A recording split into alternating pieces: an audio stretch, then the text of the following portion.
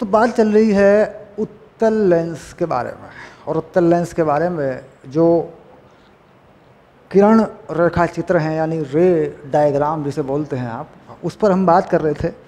और जबकि हम अब भली भांति एक उदाहरण लेंगे तो हम सारे रेखा चित्रों को बना लेंगे और वो हमें याद भी हो जाएंगे। तो इसलिए क्या है कि रेखा चित्र सामान्य स्थिति में याद हो जाते हैं, उनको बनाने के लिए नहीं कोई ज़्यादा ऐसा ध्यान देने वाली कोई बात, भाई रेखा चित्र जो है कोई बहुत बड़ी चीज़ है, ऐसी बात नहीं है। लेकिन फिर भी जो कुछ स्थितियां हैं, दर्पण में भी आपने देखा होगा, लेंस में भी आप देख रहे हैं, उत्तल लेंस है अवतल लेंस है, तो रेखा चित्र बनाने की तरकीब अगर आ जाए हमारी समझ में तो याद करने की आवश्यकता उसमें नहीं रहती। और जब हम अभ्यास करते हैं, रेखा चित्र बार बार बना लेते हैं, 2-3 बार बना के देख लेते हैं, तो वो याद रहते हैं, हमेशा याद ही रहते हैं, वो उन्हें भूलते नहीं हैं फिर। चलिए अब बात करते हैं उत्तल लेंस, और उत्तल लेंस में जो सूत्र है उसका निगमन करते हैं। सूत्र निगमन, लेंस सूत्र निगमन, लेंस सूत्र। ठीक, लेंस सूत्र में कौन कौन से सूत्र हैं? लेंस सूत्र के अंदर हमारे पास सूत्र है 1/v - 1/u 1/f, आवर्धन v/u। ठीक, ये है रेखीय आवर्धन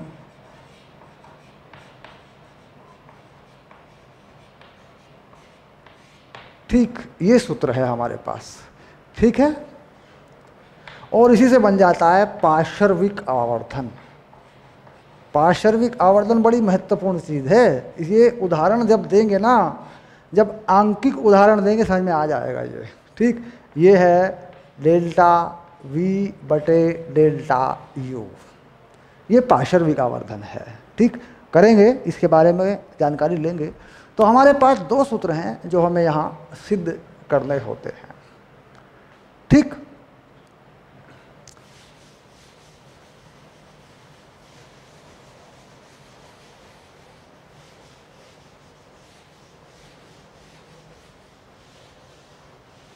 चलिए एक सरल सा रेखा चित्र बना लेते हैं। एक सरल सा रेखा चित्र बना लेते हैं जिसमें दूरियां लेना आसान हो। चित्र ऐसा बनाएं जिसमें सिद्ध करना आसान हो, सरल हो, देखा जा सके। तो उसके लिए क्या करते हैं, सबसे पहले एक प्रकाशिक अक्ष बना लेते हैं।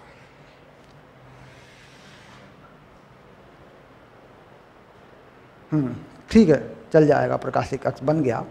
इसमें यहाँ एक लेंस रख देते हैं, उत्तल लेंस,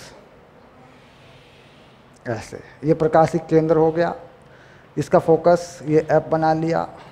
इतनी ही दूरी पर पीछे एक और एफ बना लिया, एफ डैश, और यहाँ फोकस से थोड़ा दूर करके कोई वस्तु रख देते हैं।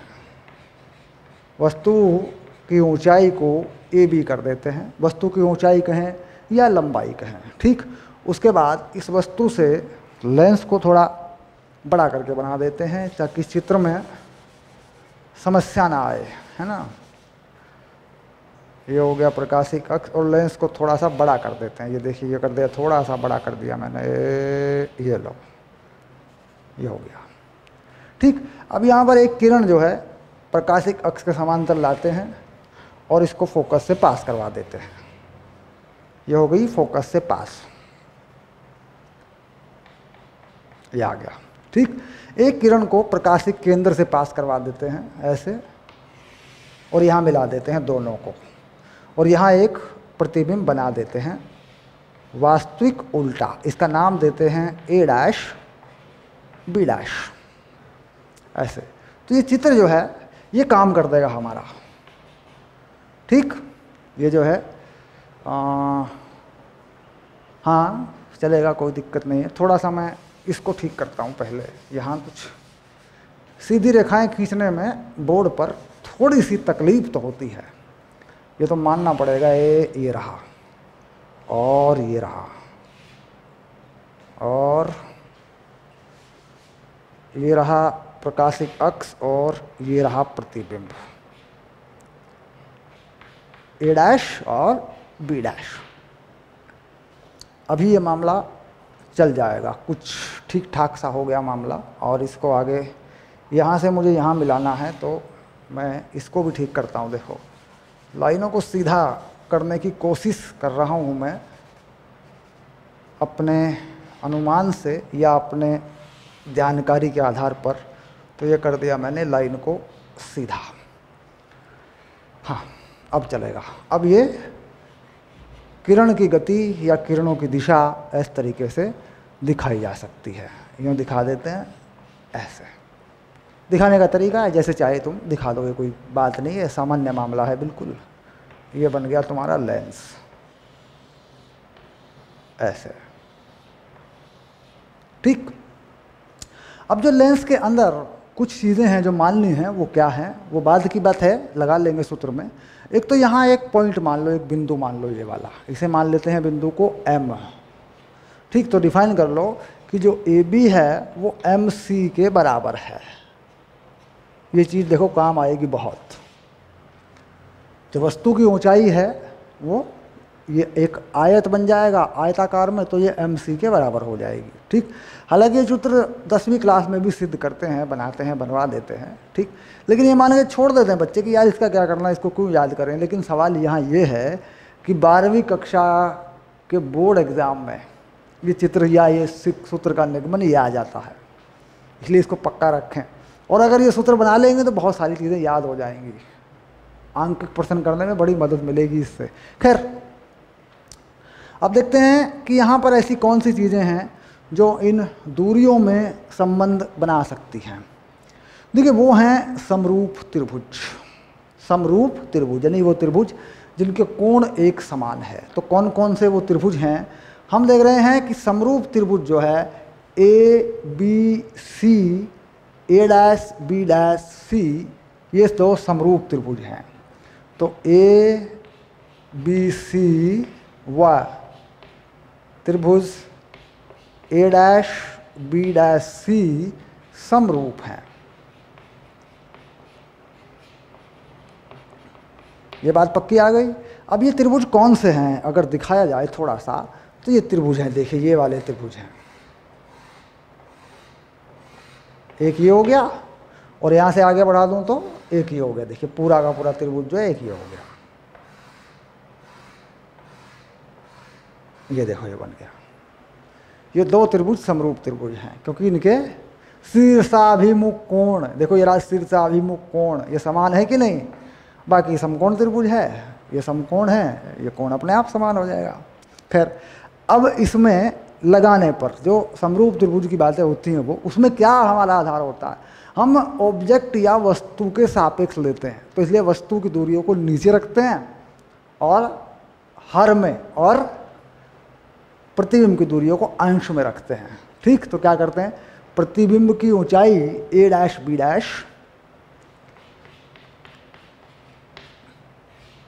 वस्तु की ऊंचाई AB, यानी दो भुजा जो समान कोणों के बीच की भुजाएं हैं, यानी कोणों के संगत कोण जिसे हम कह रहे हैं, संगत कोणों वाली भुजाएं होती हैं। ऐसा नहीं कि इसके नीचे इसे रख देंगे, दूसरे वाली आधार भुजा को रख देंगे, वही जो समकोण त्रिभुज पर इस कोण के साथ बनने वाली भुजा संगत भुजा जिसे कहते हैं, ये आ गया। तो यानी ये हो गई A', B', इधर वाले त्रिभुज में समकोण इस कोण के साथ वाली, इधर भी ये हो गई इस कोण के साथ वाली AB बराबर। ऊंचाई हो गई। अब आधार पे आ जाते हैं। ये आधार भुजा है, देखिए पूरी आधार भुजा है B', ये हो गई प्रतिबिंब के लिए, और ये बन गई BC जो है वस्तु के लिए। ये हमारा एक समीकरण जो है तैयार हो गया। अब दूसरा समरूप त्रिभुज तलाश करते हैं। दूसरा समरूप त्रिभुज ढूंढने पर मिल जाएगा, बिल्कुल प्रतिबिंब और वस्तु के अनुसार मिल जाएगा। देखिए दूसरा समरूप त्रिभुज कहाँ मिलेगा, ये देखिए ये मिलेगा, मैं नाम लिख रहा हूँ इसका, समरूप त्रिभुज यहाँ लिख देता हूँ, बहुत जगह पड़ी है हमारे पास। त्रिभुज MCF व A', B', त्रिभुज A', B', समरूप हैं।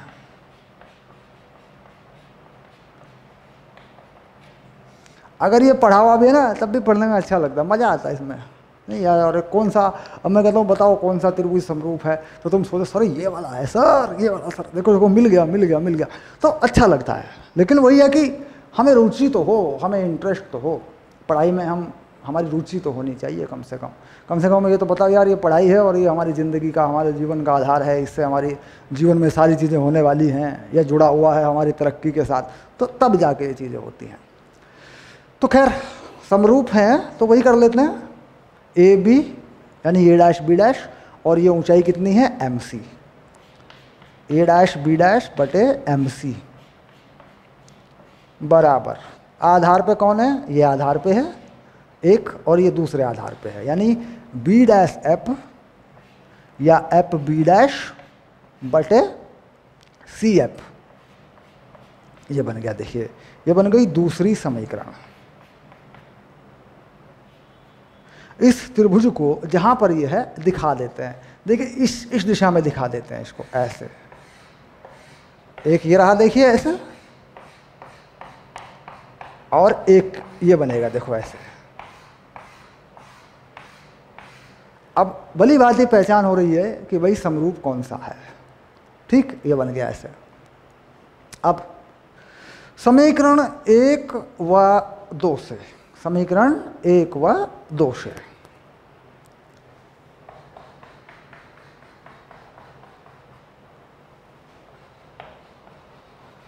समीकरण 1 व 2 से मिला देते हैं चीज़ों को। हम जानते हैं कि ए बी बराबर एम सी है, तो तीन बातें आएंगी हमारे सामने, ए डैश बी डैश बटे ए बी बराबर बी डैश सी बटे बी सी बराबर एफ बी डैश बटे सी एफ या एफ सी। देखो ये चीज़ें हमारे सामने आ जाएंगी। यह है प्रतिबिंब की ऊंचाइयों का अनुपात, ये दूरियों का अनुपात है जो आधार पर हैं, ठीक। बाकी ये जो प्रकाशिक अक्ष पर दूरियां हैं उनका ये अनुपात यहाँ से है, और प्रतिबिंब का अनुपात यहाँ से है। तो सबसे पहले क्या लेते हैं कि इन दोनों को मिला देते हैं, इन दोनों को, इन दोनों में जो समानता है उसको ले लेते हैं पहले, ठीक। क्योंकि पहले जो प्रकाशिक अक्ष पर दूरियां हैं उनके बीच संबंध बना लिया जाए, उसके बाद फिर प्रतिबिंब की ऊंचाई या उसकी लंबाई जो भी है, प्रकाशिक अक्ष के लंबवत लंबाई कहें या ऊंचाई कहें, सामान्यतः हमें ऊंचाई कहना चाहिए इसको, ठीक। तो फिर उसमें बना लेंगे बाद में, पहले ये पकड़ लेते हैं, बी डैश सी बटे बी सी बराबर एफ बी डैश बटे एफ सी, ये आ गया देखिए। तो हर बार दूरियां प्रकाशिक अक्ष पर जो लेंस का केंद्र है, जिसे हम प्रकाशिक केंद्र कहते हैं, लेनी आपको यहीं से है। कई बार हम इन दूरियों को ढूंढने में परेशान हो जाते हैं, सर कहाँ से लूँ दूरी, हर बार यहीं से लेनी है। चलिए यहीं से शुरू करते हैं। अब देखिए बी डैश सी, जो बी डैश सी है वो कहाँ तक है, बी डैश सी से शुरू करेंगे, सी से बी डैश तक ये है, और ये प्रतिबिंब की दूरी है, इसको वी कहते हैं अपन, इसको क्या कहते हैं, वी कहते हैं। ये धनात्मक होगी ऋणात्मक होगी बाद की बात है, तो ये वी हो गया देखिए। अब बी सी, अब बी सी को भी सी से ही लेंगे, तो ये वस्तु की दूरी है। अगर देखा जाए इसके लिए हम प्रतीक लगाते हैं u, तो इसके लिए प्रतीक u लगा देंगे, ये वस्तु की दूरी है, यहाँ पे वस्तु रखी हुई है तो इसको u लिख देंगे। अब F B dash, F B dash भी केंद्र से ही लेनी होगी। अब एफ बी डैश केंद्र से लेने का तरीका क्या है, एक बार केंद्र से एफ तक जाएं, एक बार केंद्र से बी डैश तक जाएं। तो जब केंद्र से एफ तक जाते हैं तो यह दूरी फोकस दूरी हो जाती है, और जब केंद्र से वस्तु तक जाते, प्रतिबिंब तक जाते हैं तो ये वी हो जाती है। तो यानी एफ बी डैश क्या है, वी माइनस एफ, यानी ये जो दूरी है ये है v माइनस एफ, ये देखिए ऐसे, तो ये बन गई v minus F. F C यानी सी एफ, ये फोकस दूरी है, ठीक। तो ये फोकस दूरी यानी एफ हो गई, ठीक। अब इसको ब्रज गुणा कर लेते हैं, गुणा करके इसको हल बनाते हैं, सूत्र तक पहुंचते हैं। तो गुणा करने के बाद क्या हो गया, देखिए V F equals to U V minus U F, ये आ गया, ये संबंध आ गया हमारे पास, सूत्र आ गया हमारे पास। अब इसे छोटा करते हैं तो यू वी एफ से सभी पदों को भाग कर देते हैं, ऐसे, ठीक। तो ये बन गया 1/u, ये बन गया 1/f और ये बन गया 1/v, ये बन गया, देखिए ऐसे, ठीक। इसे ठीक कर देते हैं, ये बन गया 1/v माइनस प्लस 1/u, ये बन गया 1/f। ये सूत्र हमारे पास तैयार हो गया, ये सूत्र हमारे पास आ चुका है, जो दूरियों में संबंध है, दूरियों में यही संबंध है, ठीक। अब करते हैं चिन्ह पद्धति का इस्तेमाल, ठीक। अब चिन्ह पद्धति के अनुसार देखते हैं, ठीक। तो क्या होगा, चिन्ह पद्धति अगर लगा लें तो इधर की दूरियां कैसी हैं, सब धनात्मक हैं, और इधर कोई दूरी है तो वह ऋणात्मक है। तो प्रकाशिक केंद्र से इधर कौन सी दूरी है, u है, तो केवल u का निशान बदल देते हैं, u माइनस का हो गया बस, ठीक। क्या हो गया, क्या लगा दिया, चिन्ह पद्धति लगा दी मैंने, ये लो, तो चिन्ह पद्धति लगा दी गई है, चिन्ह पद्धति लागू। तो चिन्ह पद्धति लगा देने पर सूत्र तैयार हो गया, यानी इसमें u का मान, v का मान, f का मान सब प्लस माइनस में देख के रखना पड़ेगा आप, क्योंकि हमने इसे निर्देशांकों पे ले लिया। अगर पहले लेते तो पहले क्या था, मान लीजिए यहाँ पहले प्लस था, तो फिर चिन्ह पद्धति नहीं है, केवल दूरियों का संबंध है। दूरियों का संबंध आगे जाके गड़बड़ करेगा, क्योंकि आगे हमें चिन्ह पद्धति के अनुसार चीज़ों को चलाना होगा, निर्देशांक बनाने होंगे, उसके अनुसार। ये बात हो चुकी है हमारी कि भाई आगे की तरफ क्या मान लें, एक्स अक्ष मान लें, धनात्मक मान लें, ऊपर वाई अक्ष मान लें, है ना, इस तरीके से हम ये बात कर चुके हैं। तो कुल मिलाकर अब ये चीज़ तैयार हो गई है, ये सूत्र तैयार हो गया। जब इसको लगाएंगे तो समझ में आ जाएगा, पूरी तरह समझ में आएगा जब लागू करेंगे इसको, ठीक। अब इसके बाद अब करते हैं बात ऊंचाइयों की, प्रतिबिंब और वस्तु की ऊंचाइयों की। तो हम क्या करते हैं, यहीं से पकड़ लेते हैं इसी चीज़ को, हम क्या करते हैं, इसी चीज़ को पकड़ लेते हैं। ये देखिए, ये रहा वो संबंध, ये रहा, ठीक। इसी को पकड़ लेते हैं, ठीक है। चलिए,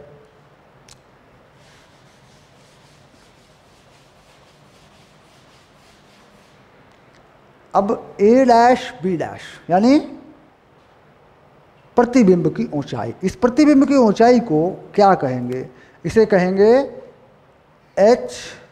hi, ऐसे, हाइट ऑफ इमेज। तो ये हो गई hi, और वस्तु की ऊंचाई इसे क्या कहेंगे, इसे कहेंगे हाइट ऑफ ऑब्जेक्ट यानी ho, वस्तु की ऊंचाई। तो ये हो गया ho बराबर b dash C upon B C, ये है आप जानते हैं, ये हो गया v बाई u, ये हो गया, ठीक। अब इस पर चिन्ह पद्धति लागू कर देते हैं, इस पर भी चिन्ह पद्धति लगा देते हैं, दोनों तरफ। ध्यान रहे, अगर दोनों तरफ नहीं लगाएंगे तो सब उल्टा पुल्टा हो जाएगा। चिन्ह पद्धति का मतलब दोनों तरफ लगाना है। तो चिन्ह पद्धति के अनुसार देखा जाए तो जो वस्तु का प्रतिबिंब है, प्रतिबिंब उल्टा है, नीचे की तरफ है, तो इस पे माइनस लगाएंगे। वस्तु ऊपर है तो प्लस लगाएंगे। प्रकाशिक अक्ष पर वस्तु ऊपर की तरफ खड़ी है तो प्लस, और प्रतिबिंब उल्टा नीचे बना है तो माइनस। v प्लस का है, u माइनस का है, क्योंकि जो प्रतिबिंब बना है वो आगे बना हुआ है, वो प्लस का है, और वस्तु रखी है तो पीछे रखी है माइनस का। अब यहाँ से ये दिख रहा है कि भाई ये प्लस माइनस ख़त्म हो जाएंगे, क्योंकि दोनों तरफ माइनस आएगा तो एक दूसरे से कट जाएगा। तो इसका मतलब हो गया कि जो आवर्धन है, हम इसको आवर्धन कह रहे हैं, ये होता है m यानी आवर्धन। तो ये देखिए, ये प्लस माइनस माइनस हुआ तो माइनस लिखूंगा इसको मैं, ये देखो माइनस हुआ, और ये इधर भी माइनस हो गया, ये हो गया, तो ये माइनस एक दूसरे से कट गए, तो कुल मिला के ये आ गया। ये है लेंस का रेखीय आवर्धन। कौन सा आवर्धन है? रेखीय आवर्धन।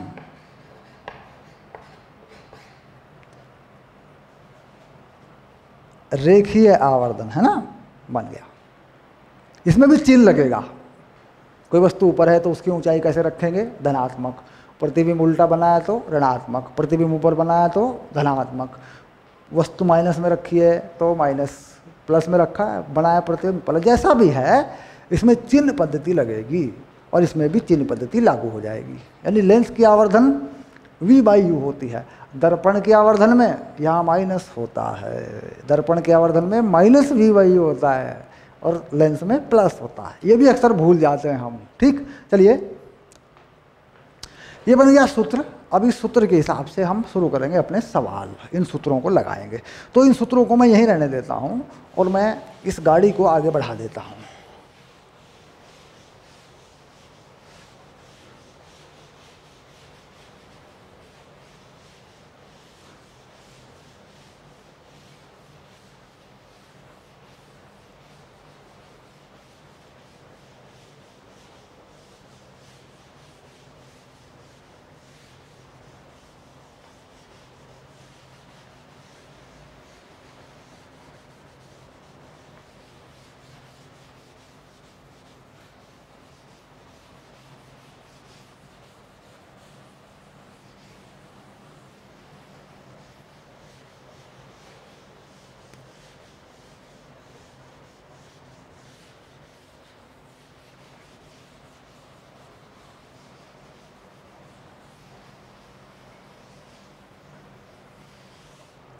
चलिए अब हम देखते हैं पार्श्विक आवर्धन। पार्श्विक आवर्धन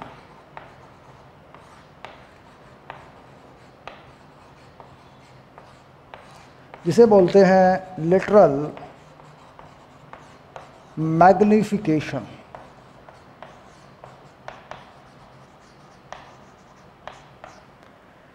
पार्श्विक आवर्धन कैसे काम करता है, पहले तो हमें यही समझना होगा। देखिए कैसे करते हैं, पार्श्विक आवर्धन कैसे काम करता है।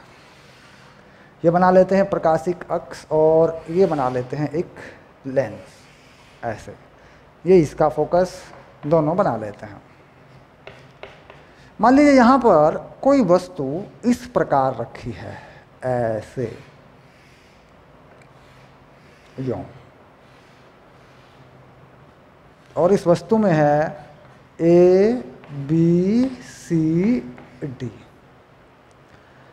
तो यहाँ पर जो AB या CD हैं, इनके अनुसार इनके जो प्रतिबिंब बनेंगे वह रेखीय आवर्धन के अनुसार बन जाएंगे।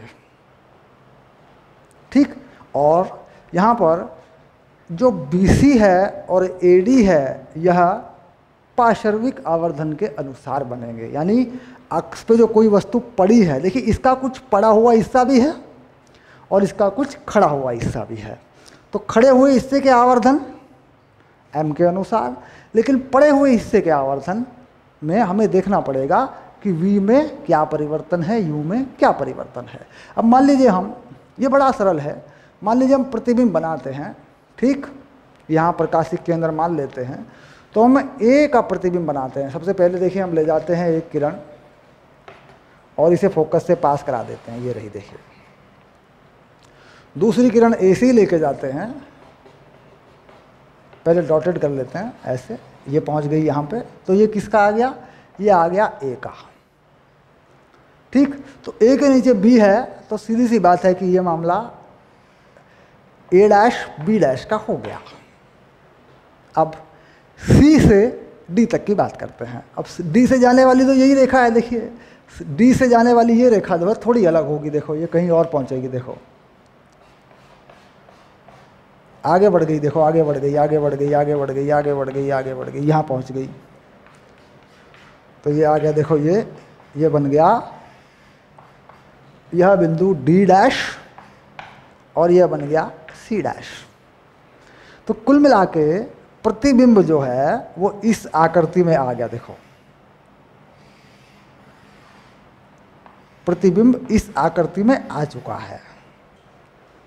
तो यहां पर ये जो चीज है ये यानी बी डैश सी डैश, ये क्या है? प्रकाशिक अक्ष पर प्रतिबिंब की लंबाई, ठीक। और यहाँ पर यह वस्तु की लंबाई है, यह है BC। तो इसे कहते हैं पार्श्विक आवर्धन।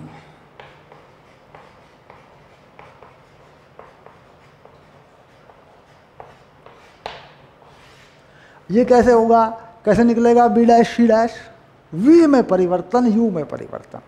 मान लीजिए यहाँ दो इमेज बनी हुई है, दो प्रतिबिंब है, एक B का है एक C का है। तो ये क्या है? इसे कहते हैं कि भाई ये इमेज में परिवर्तन है, दोनों की इमेज है तो ये डेल्टा V है। और वस्तु में परिवर्तन कहाँ है?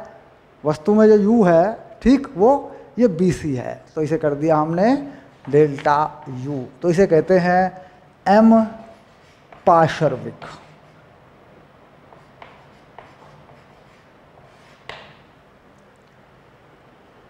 हो गया, ये है पार्श्विक आवर्धन।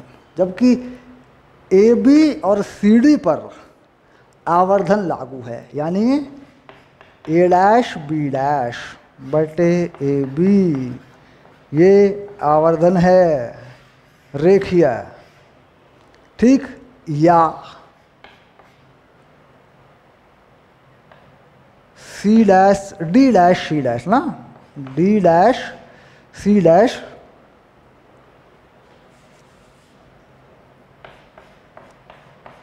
बटे DC, ये भी रेखीय आवर्धन है, M डैश बना लें ऐसे। तो यह दोनों जो आवर्धन हैं, एक इस ऊंचाई का एक इस ऊंचाई का, ये क्या है? ये रेखीय आवर्धन है जो हमने इस सूत्र में बना रखे हैं। और ये क्या है? मान लीजिए ये वस्तु की स्थिति में परिवर्तन है, डेल्टा U। कोई वस्तु यहाँ और वस्तु है, थोड़ी वस्तु की स्थिति में परिवर्तन मान लेते हैं क्योंकि ये पूरी वैल्यू मान लीजिए हम U मानते हैं, ठीक। तो ये U में परिवर्तन हो गया, थोड़ा सा परिवर्तन हो गया U में, ऐसा कर लें इसको। या U1 U2 मान लें, भाई इसे मान लें U1, इसे मान लें U2। यहाँ तक कितना मान लें? U1 मान लें, है ना। और यहाँ तक कितना मान लें? U2 मान लें। ये भी बात सही है, इसमें भी कोई बुराई नहीं है, ठीक। अब यहाँ तक की दूरी को क्या मान लें? इसे मान लें B तक वाली को ना, B वाली को V2 मान लें और इसे मान लें V1, ऐसे मान लें, ठीक। यानी दो प्रतिबिंब बनाने पड़ेंगे रेखीय पार्श्विक आवर्धन के लिए।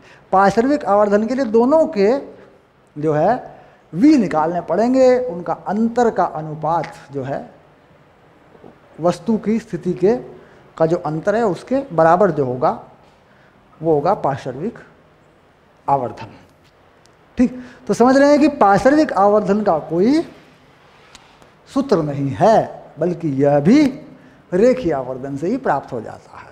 दो V बना ली, जैसे रेखीय आवर्धन प्राप्त होता है V/U, दो V निकाल ली दो स्थितियों में और दो U हैं हमारे पास, तो बस।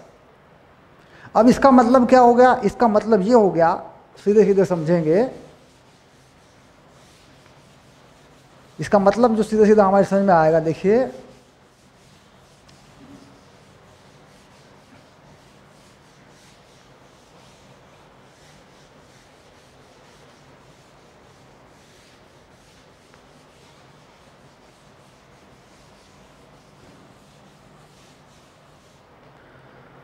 मान लीजिए किसी लेंस के सामने उसके प्रकाशिक अक्ष के अनुदिश कोई छड़ पड़ी हुई है। ये मान लीजिए एक छड़ है ऐसे, ये कोई छड़ पड़ी हुई, देखिए इसकी लंबाई है L ऐसे, और इस सिरे से यहाँ दूरी है U, और यहाँ लेंस का फोकस F। तो कहता है इस छड़ के प्रतिबिंब की लंबाई क्या होगी?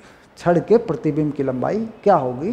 और ये मान लीजिए एफ है, यहाँ पे कोई एफ डैश बना लिया हमने। अब मान लें कि इस छड़ का प्रतिबिंब यहाँ बनेगा और ये उसकी लंबाई होगी, तो प्रतिबिंब की लंबाई एल डैश मान लिया हमने, प्रतिबिंब की लंबाई हम एल डैश मान रहे हैं। तो कुल मिला के हमें इसे, इस दूरी को u1 मानना पड़ेगा और इसको u2 मानना पड़ेगा, और इसको v2 बन जाएगी, ये चीज़ उल्टा बनता है हम जानते हैं, ये बन जाएगी v1। ठीक, तो l डैश जो होगा वो v2 माइनस v1 होगा। वो प्लस में या माइनस में आएगा, आप देख रहे हैं कि वो माइनस में आएगा, और जो l होगा वो होगा u2 माइनस u1, ऐसे इससे। और यह जो अनुपात होगा इसे कहेंगे पार्श्विक आवर्धन, यानी m पार्श्विक। कितना हो गया बताओ? ये हो गया l डैश बटे l, और इसका मान कितना आया? डेल्टा v बटे डेल्टा u।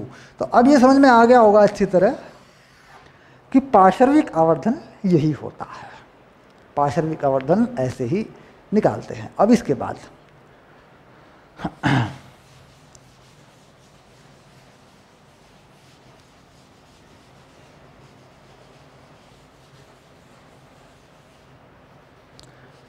अगर इसमें वस्तु की लंबाई छोटी सी हो, वस्तु की लंबाई दूरी की तुलना में बहुत छोटी हो।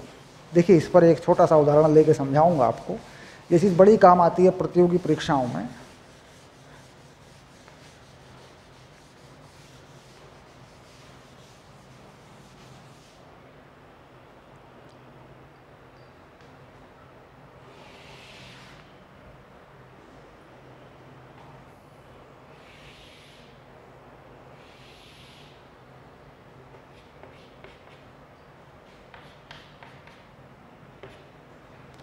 कह जी यहाँ एक वस्तु पड़ी है, ऐसे बना दे, मान लीजिए वस्तु को ऐसे बना दे, और इसकी जो लंबाई है वह बहुत छोटी है u की तुलना में। ये जो लंबाई है इसकी ऐसे, ठीक, और ये जो दूरी है ये है मान लीजिए x0 ऐसे, और जो x0 है वह बहुत बहुत बड़ा है l से।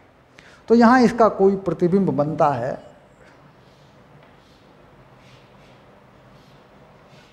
इसकी प्रतिबिंब की लंबाई मान लेते हैं l डैश। ये प्रतिबिंब की लंबाई मैंने मान ली l डैश। तो कह रहा है l डैश को बताइए, ठीक, x गिवन है और जो फोकस दूरी है वो भी मालूम है। तो इसके लिए सूत्र बन जाएगा हमारा, क्योंकि यहाँ पर x0 की तुलना में l बहुत छोटा सा है। तो इसके लिए क्या करते हैं हम करते हैं सूत्र अपना 1/v माइनस 1/u 1/f। तो u के सापेक्ष अवकलन करने पर क्या करते हैं, u के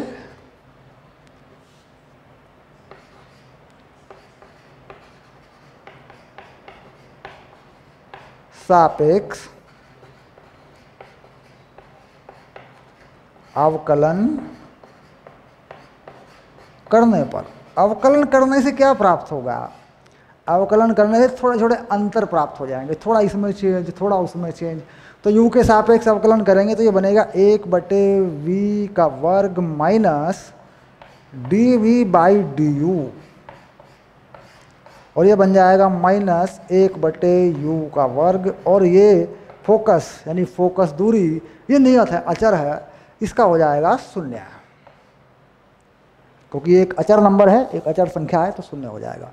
तो यहाँ से हम देख रहे हैं कि जो dv/du है वो आ गया -v²/u²।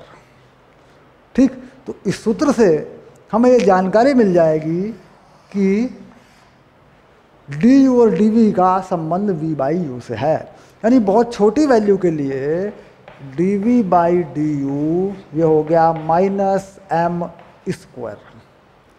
और m क्या है? रेखीय आवर्धन। तो यानी डी जो है वो हो गया एल डैश और माइनस एम स्क्वायर और डी यू हो गया एल। तो देखिए ये मिल गई प्रतिबिंब की लंबाई। डी क्या है, वी में थोड़ा सा चेंज है, क्योंकि यहाँ प्रतिबिंब बनेगा उसमें थोड़ा सा चेंज है प्रकाशिक अक्ष पर।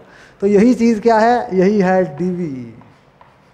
बस इतनी सी चीज़ जो है ये यही डी है और यही है डी यू, अर्थात वस्तु की स्थिति में थोड़ा सा चेंज है, लंबाई के रूप में वो चेंज है, तो ये मिल जाएगा। यानी ये सूत्र है अवकलन से, ये कब लागू होता है, ये लिखिए एम कौन सा आवर्धन है, रेखीय आवर्धन है, क्योंकि रेखीय आवर्धन आ गया, देखें यहाँ पे वी बाई यू आ गया यहाँ पे और उसका वर्ग होके आया है। तो रेखीय आवर्धन का सीधा प्रयोग पार्श्विक आवर्धन में किया जा सकता है। कब, जब वस्तु की लंबाई लेंस से जो दूरी है उसकी तुलना में बहुत कम हो। ठीक, तो ये सूत्र जो है बहुत काम आता है। ठीक, तो समझ गए पार्श्विक आवर्धन रेखीय आवर्धन कहाँ कैसे कैसे है, और सवाल करेंगे तो लगा लेंगे, कर लेंगे, कोई बात नहीं है, ये सिंपल सी बात है।